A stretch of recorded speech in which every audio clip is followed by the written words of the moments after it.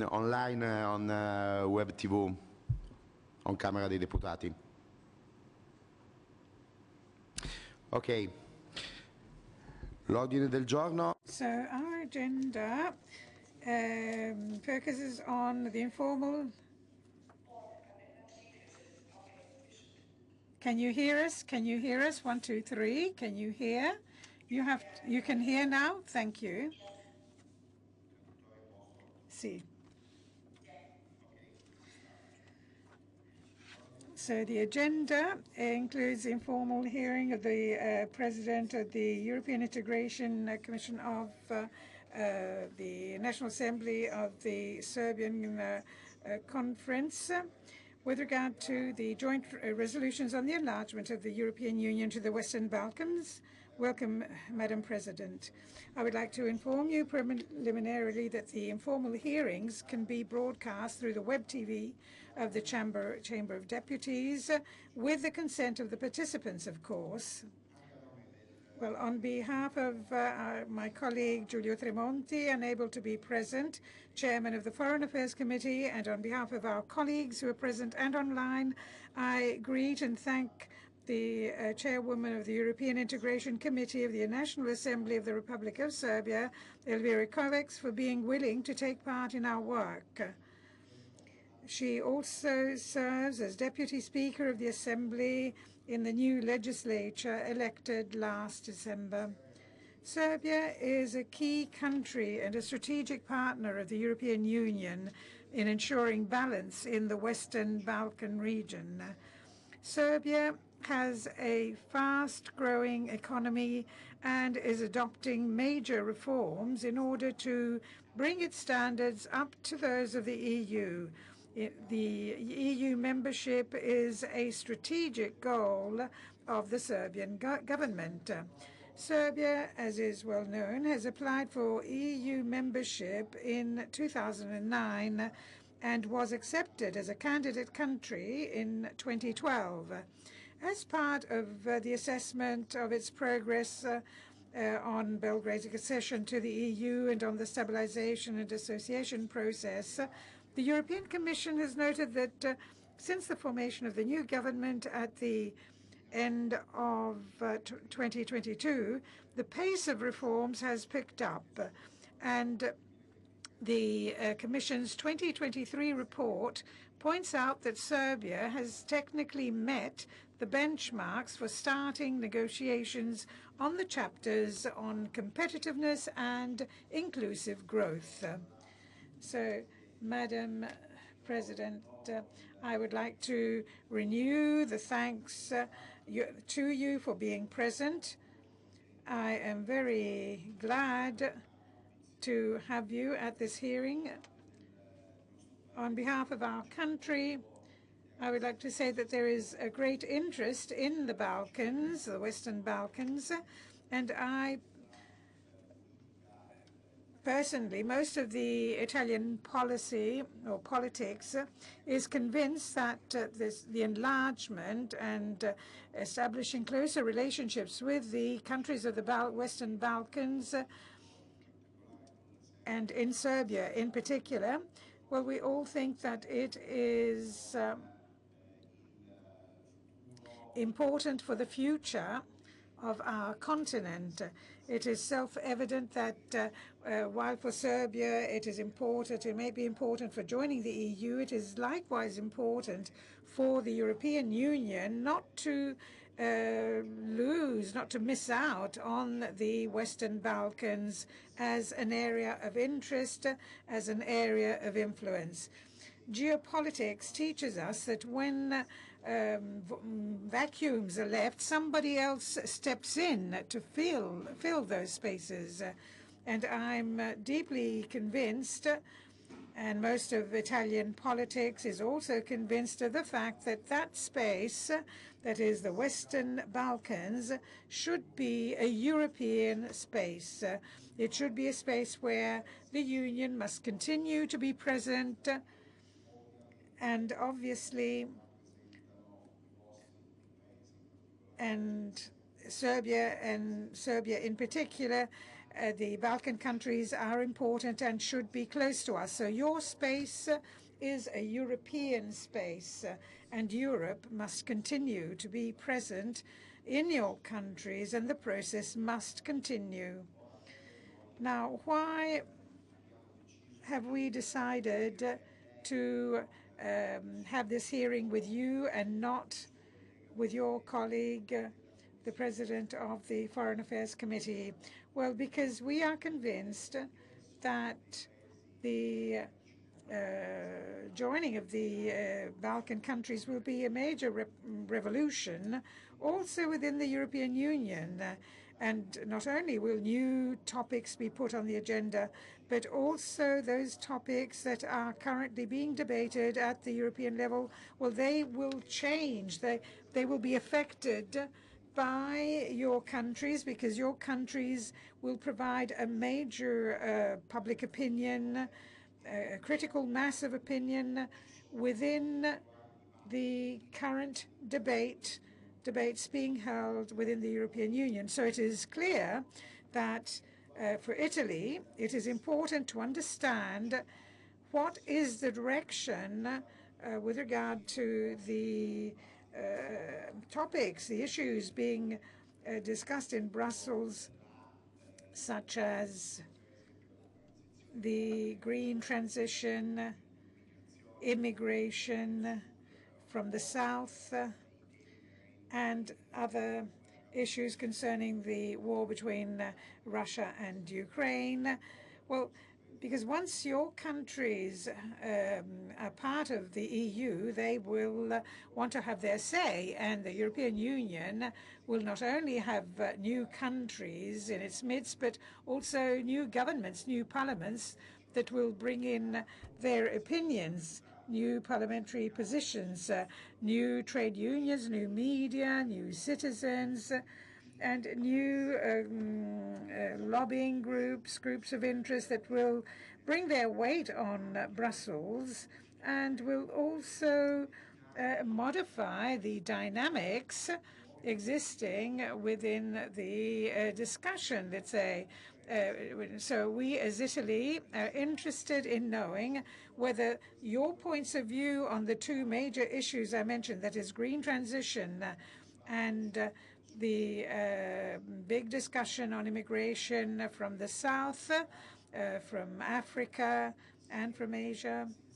Well, we would like to know what you can tell us about the position of your country, and to see how close it is to ours, and also to have an understanding and seeing, trying to figure out how the Serbian Republic will stand with regard to these issues. So we would like to understand whether we have new allies in Brussels, or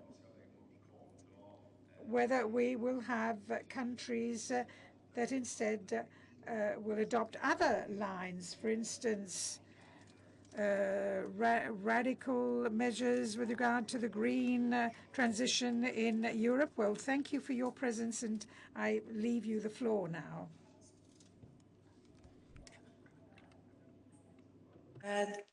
Thank you.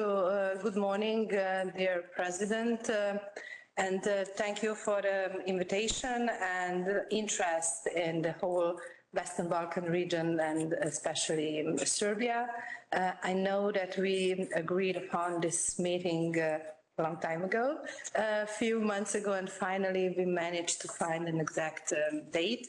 It was because, as you mentioned, we had early snap parliamentary and regional elections, Vojvodina in last December, and now we are at the final end of local campaign in Serbia. We have local elections in more than 80 municipalities this Sunday. But as you mentioned, and you said in your introductory speech, thank you for that, the most important thing, the new government was formed, and the new parliament only a few weeks or months ago now, and we are just starting the new mandate, new convocation of our work.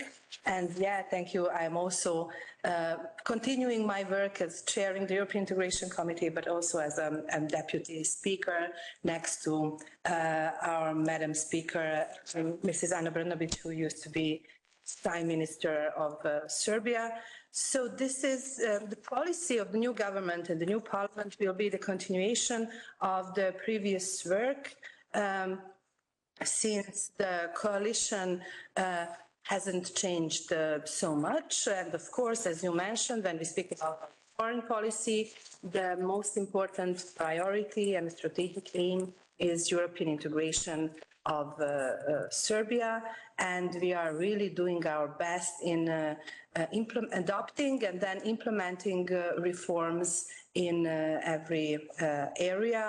Unfortunately, I must underline that it is not, it hasn't been recognized well, lastly, because it's not a secret that we haven't opened any new cluster in accordance with new methodology or a new chapter when we speak about the previous methodology for a long time, almost 2.5, almost 3 years. So nothing visible in a way of a new step has happened, despite of the fact that, and I think you also mentioned it, that the European Commission in the last 2 reports said that Serbia is ready to open cluster number 3. As you said, competitiveness, and these topics are something we are ready, or we have been ready for the last 2 years, but there are some political reasons, as you mentioned, geopolitical and changes in Europe, which unfortunately stopped us. We know that the whole process is actually, it depends on political decisions, and we are not afraid to say that it's mostly because of the fact that Serbia hasn't introduced sanctions against Russian Federation. And the biggest critic is not aligning our foreign policy with the policy of the European Union. But as a country which felt on its own skin what does it mean to be under sanctions, we know that its influence is mostly the regular public and not the oligarch. And of course, our dependence on Russian gas and oil, Russian energy, these are the biggest reasons why we haven't done that. But we are still on this track and want to go forward. The whole Western Balkan region, especially these days, but in general, needs peace and stability. And we are convinced that our European future and good regional cooperation is something which ensures that for us and for our neighborhood. We are the biggest country in the Western Balkan region with the biggest, strongest economy. And of course, but some good news from, since you mentioned Brussels and the European Union, are the growth. One of the biggest news is the growth plan. We are preparing our reform agenda. I mean, the new Serbian government is preparing this official document. It will be adopted very soon. We will organize a public hearing in our National Assembly to be ready for the incentives from the European Union which are needed. And of course, connected with that, we know that the green transition, what is also important for us, and we in the previous mandate adopted laws which were aligned with the laws with the acquis, and the next step will be implementation and energy transition. So not finding a way which is not which is expensive for us, so not easy to find alternatives, alternative ways of energy, and not be so dependent on this we are at the moment.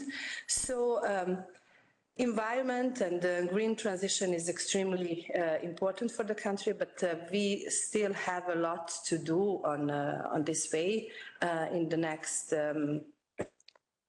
few probably years.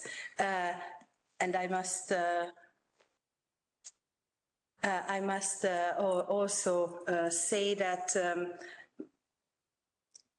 finally, we won't have political obstacles. The problem why we were a little bit behind in the last few months and years were a lot of snap elections and some political turbulences, but the plan is for this new government and parliament to last hopefully the whole mandate, so 4 years. And what is extremely important that our work will be, I mean, as a National Assembly, will be more transparent, as we could hear from the new speaker, and as to go to that goal, the dialogue with the opposition is also what is important. And another huge topic also for, I believe, Italy, but believe me, for Western Balkans, Serbia, and especially for Vojvodina, since I'm representing a Hungarian minority, and so we live near the border with Hungary. Migration.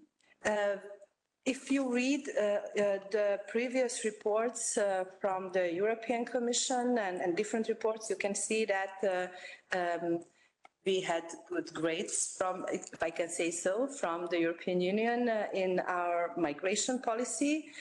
So we think, but first of all, we think that, of course, the security and everyday life of our people, citizens of Serbia, people living here in our municipalities, should be ensured. So migrants have to be, kako se kaže, sorry, ovi njihovi što se obezbeđuje migrante, kako se to lepo kaže. Sorry, I'm trying to find a right word in English. So in the centers which are prepared for them and cannot be on our streets and cannot cross the border without valid documents. Of course, the whole country, the whole government worked on preparing, so doctors, help, whatever is needed for them in these centers. First of all, when they enter the country from south, to strengthen the border and to check them, and then to have them in these centers here in the capital, in Belgrade, and then in other municipalities, because normally the way, so their route, a so-called Balkan route, was from South Serbia, entering from Bulgaria, North Macedonia, to the country until the Hungarian or the Croatian border. But it is really unacceptable to have them all around and doing whatever they want. So there were some violent acts near the, in some small villages in the municipality of Kanjiža and Subotica near the Hungarian border, and our citizens, people who lived there, were afraid of it. There were so a lot of problems, but this finally stopped somewhere around October last year, and the police were more on the street, and now they are really checking all of the cars and people crossing the country, to not to misuse and not to have human traffickers, so-called taxi drivers, who use the problem of these people. So sorry if I was jumping from one topic to another, but I think that I try to cover at least, and not to be so long. I'm here for any other questions or issues, because I'm not sure, we were a little bit late. How much time do we have?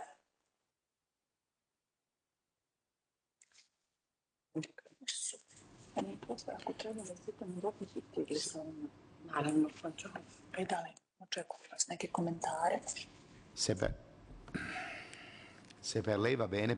If it's all right with you, Madam President, as working modality, I would pass the floor to the Italian members of parliament who are here and who have already asked for the floor to address some questions to you, and then I would give you time and room, let's say, to answer these questions if this is agreeable to you. So we have one of the presenters of one of the resolutions on the enlargement that allowing us to have this cycle of meetings, and thanks to whom we are having this meeting with you today, Madam Onofri from the Federica Onori from the party called Partito Azione, which is currently the opposition. So I'd pass the floor to Member of Parliament Onori. Thank you, Mr. Chairman, and thank you, President Kovács, for your availability. This is extremely useful and important for us for the work that we are doing on this issue. I would take advantage of your presence to try and go deeper into the ties between Serbia and the European Union with looking to the future. So on the basis of what has happened so far, but also understanding what your intentions are with regard to the next steps. So in general, a question would concern relationships with China and Russia. And if you have intentions to continue these relationships in a spirit of continuity or not. And I would like to focus on the sanctions by referring to the statements made by President Vučić, who, addressing Moscow, said, "You have many friends in all European countries, and all of them have imposed sanctions on Russia. The only country that has not is little Serbia." And then he added by saying, "A true friend proves to be a friend when in times of difficulty and when the true face emerges." So I wanted to have some more information about this and understand to what extent the choice of not adopting the European sanctions policy, to what extent this is based on the difficulties with energy supplies and instead the symbolic value that it may have, as one might infer from the words of the President. And with regard to foreign policy, therefore, to what extent could this undermine or slow down the accession process?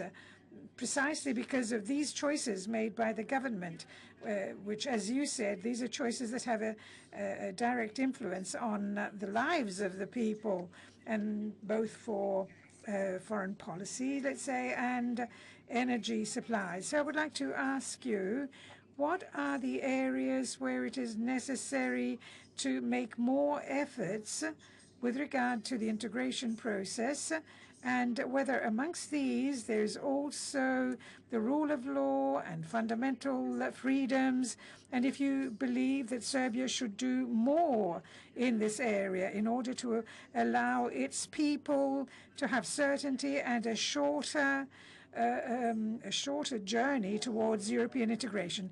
Thank you, Honorable Onori. Now we have Honorable Billy from the Lega, the League, which is a majority party, a party of the majority. Well, thank you, and I thank President Kovács for her availability. I'm not using my video because I don't have a good connection, so I'm going to be very concise. Speak up, we can't hear you very well. So I'm not using the video because the connection is not strong enough. As we have heard, the Balkans is an important region, an important area for us. Our country has very close ties with all the Balkan countries, sound relationships with Serbia, and not only friendship, but also from the economic standpoint, social and political standpoints. And as President Vinja said, the widening of the European Union is important for strengthening it and opening out to the Balkan countries, and also for greater stability of the area. We would like a Europe which is a united Europe, but a Europe that's different from today's. We want a Europe of peoples, a Europe that promotes the local, cultural, and historical realities. This, in our view, is what would be the strength of the European Union compared to the rest of the world, and also with a view to the global challenges that we will have to face in the near future. So for a united Europe, it is important that also the Balkans be united, obviously with respect for the differences amongst the various peoples. And this is important for the European Union. So, President Kovács, if you want to be realistic, the history of the Balkans does not help out in this. However, both as Italy and European Union, we hope that integration with the Balkan countries may iron out the difficulties and bring stability and prosperity also in the Balkans. So from this standpoint, President Kovács, I would like to ask you to make a comment on your relationships with the other countries of the Balkans, with your neighbors, and where are there positive things in common that are to be furthered, and where there are differences or divergences and that need work in order to iron them out and ensure that European integration is stronger, and that the Balkan countries may face the challenges of the near future, and how we can face them together, and therefore bring peace and prosperity to all of our countries, all of our peoples. So thank you once again. Thank you, Honorable Billy. Honorable Loperfido has the floor now. Honorable Loperfido, Fratelli d'Italia, the majority party in our country.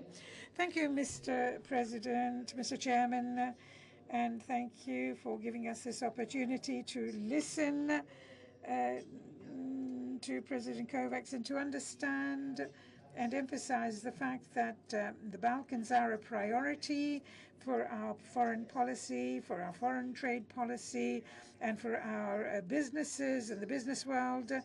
Last weekend, we had a forum on the Balkans, and this goes to prove how tight the cultural, historic, and economic ties are with that area.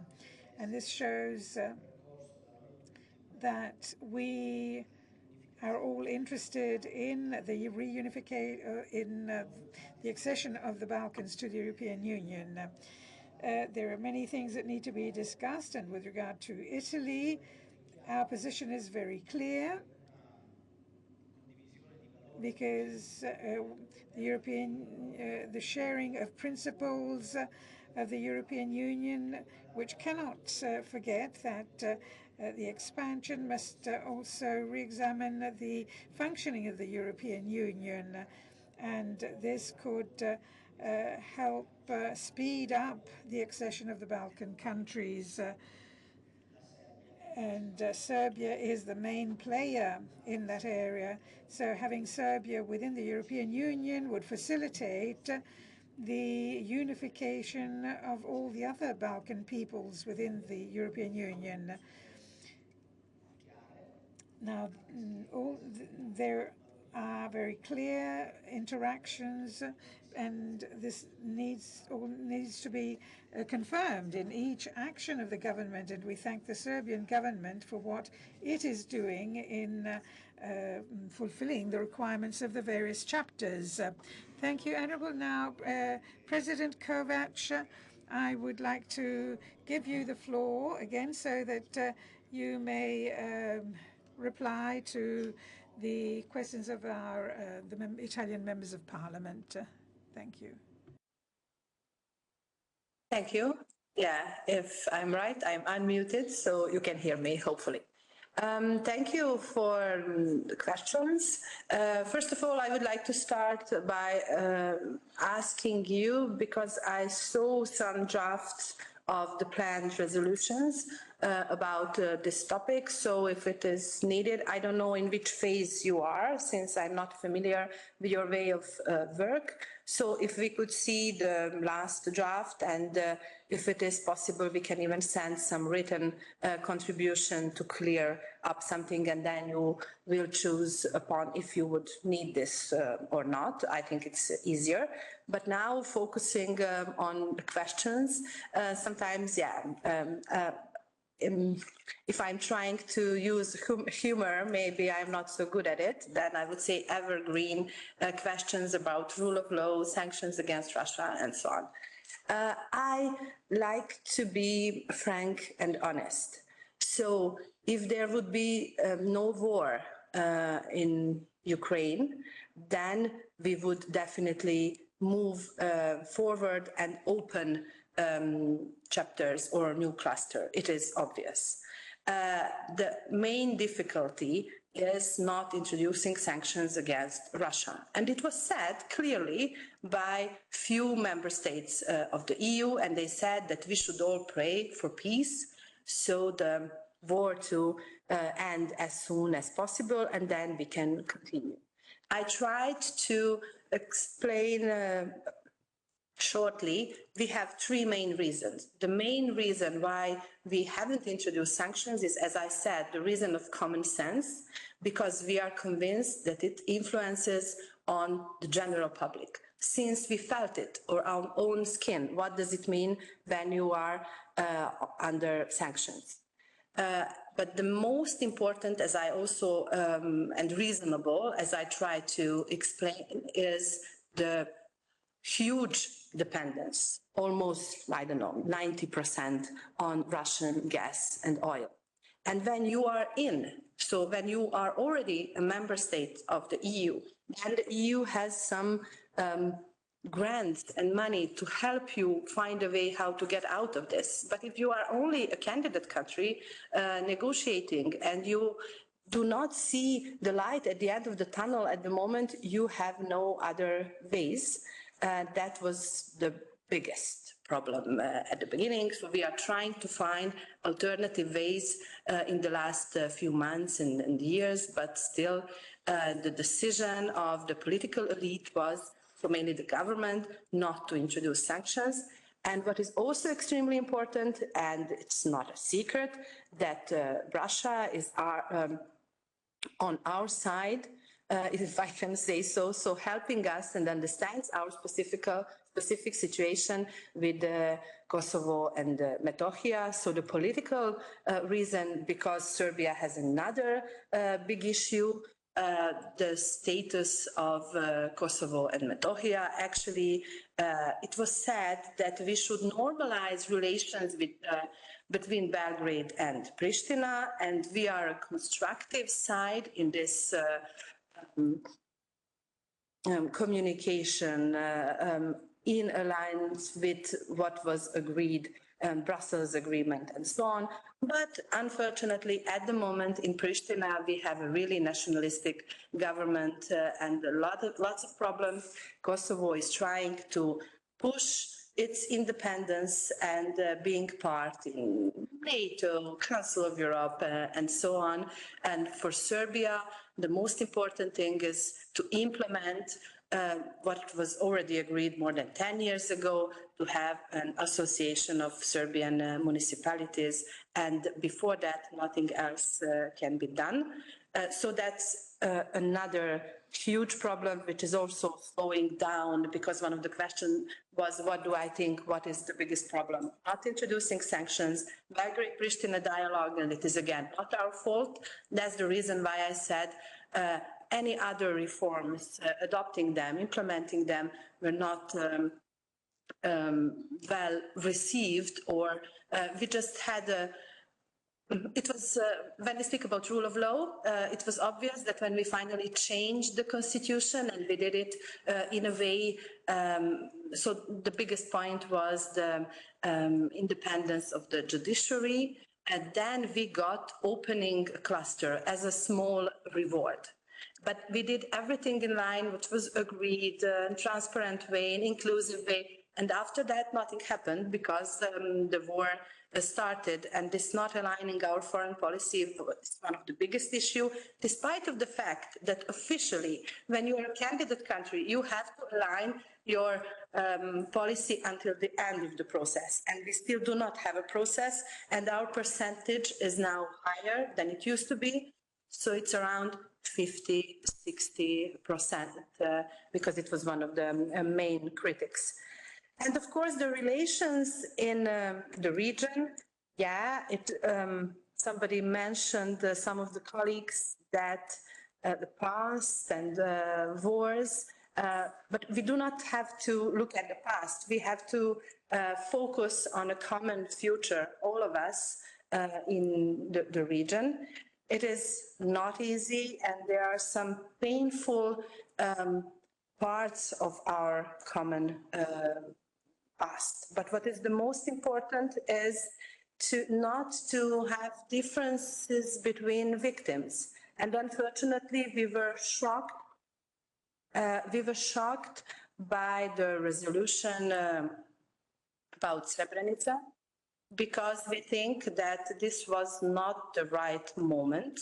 Why now? And how could it be done and adopted without communicating and consulting everybody in Bosnia and Herzegovina? So this makes things more complex and more painful and more complicated. But all in all, our relations, thanks to Berlin process, and not to forget open Balkan process, for example, with Albania and North Macedonia, focusing on things which are important for our people before joining the EU, like adopting each other's professions, moving freely between our countries, finding a job and strengthening our economies, green lights, so not having use on borders between the countries. The most important thing, and I think we'll all agree, is strengthening the economy. It works. And thanks to Berlin process, we can, mostly thanks to Berlin process, we of course communicate and work together, since we are neighbors. And we are aware of the fact that when you look at the Western Balkans together, we are more strengthened. But as I mentioned, and I think some of the colleagues also, today, when we speak about if the Union has to be bigger, of course, everybody agrees on that. But in the next sentence, when we speak about this, everybody, so the most of the countries are focusing on Ukraine. And even today on Moldova and Georgia, somehow forgetting Western Balkan countries. And that's the problem. So Euroscepticism is, among people, is rising, because the colleague mentioned, they do not understand why the process is so slow and so complicated. Therefore, I'm really thankful that Italy is trying to push us and understands that the whole Western Balkans, and especially Serbia, has to be looked at carefully. To just to explain, because I have a feeling, and I wouldn't like to say that, you know, elephant in the room.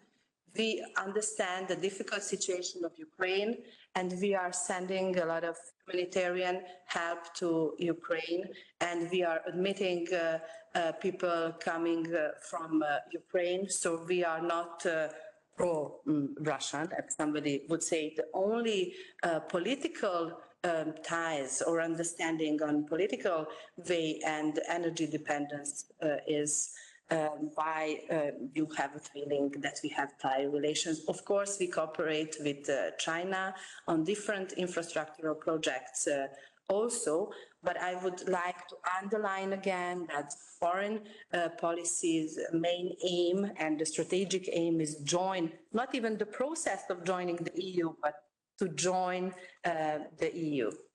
Sorry, something happened on my screen.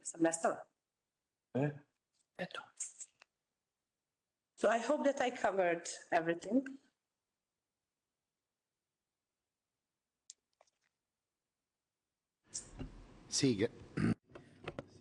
Yes, thank you, Madam President. I would like to give an answer with regard to the resolutions and their process. At this stage, as you will have noticed, 4 resolutions have been submitted that we have forwarded to you. 3 by the opposition and 1 by the majority.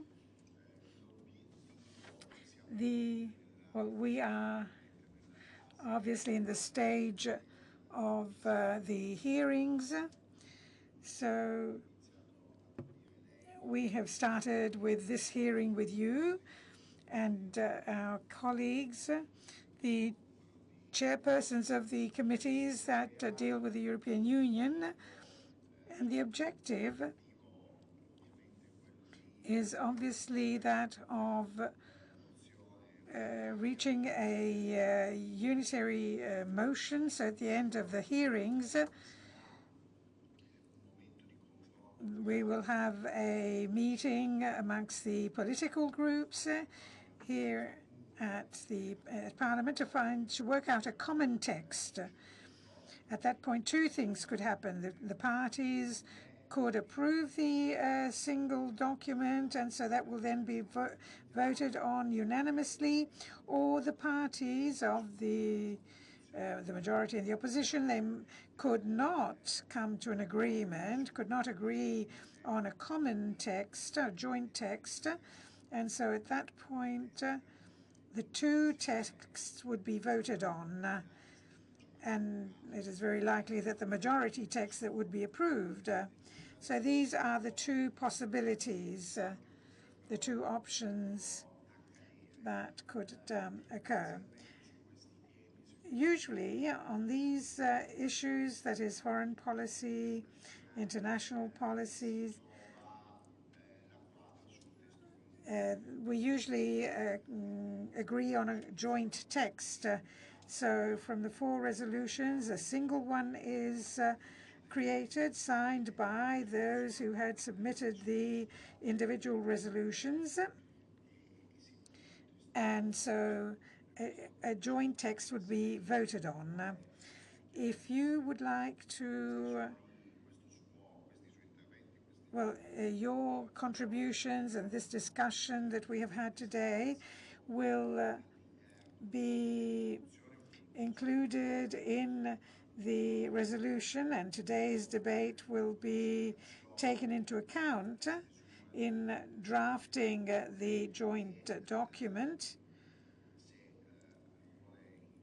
And if you would like to send us some other sort of position paper, please do so. We would be delighted to have them, to receive such document and examine it and see whether it is possible to, there's a political agreement to include parts of your thoughts, let's say, your both oral and written thoughts, see if we can put them into the resolution. So this would be the process. This is the process of the work that we are doing here at the Chamber of Deputies. President Kovács, has been a pleasure talking to you.